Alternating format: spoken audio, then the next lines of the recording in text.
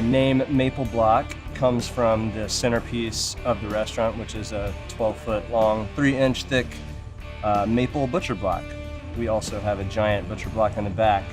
So between all of these giant maple blocks that we have, we do a lot of our own butchering in-house.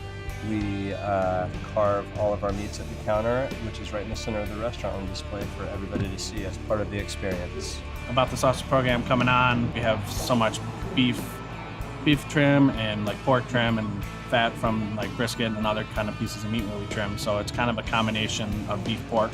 We grind it the day before, we stuff it the next day, and then we let it air dry for a day just so it gets that nice, the casing gets nice and tight. Just like playing around, I'm going to be trying to do a pumpkin sausage coming up again, and just trying to play with different flavors that I like in sausages and that I've had and tried elsewhere. Favorite item probably would have to be the brisket on the menu, just because it's just a simple rub, smoked for 16 to 18 hours, and just once you cut into it, you'll see it's just juices just go everywhere. People like videotape that through the counter that we have here. It's just kind of crazy how moist that piece of meat will be after 18 hours.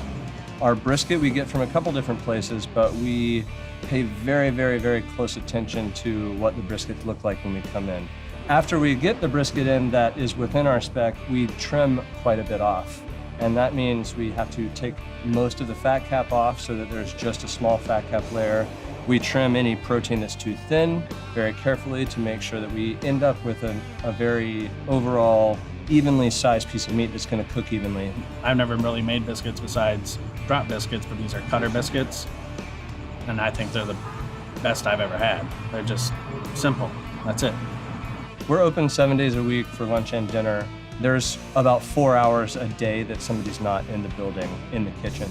So we start at 5:30 in the morning and we go until midnight, 12:30.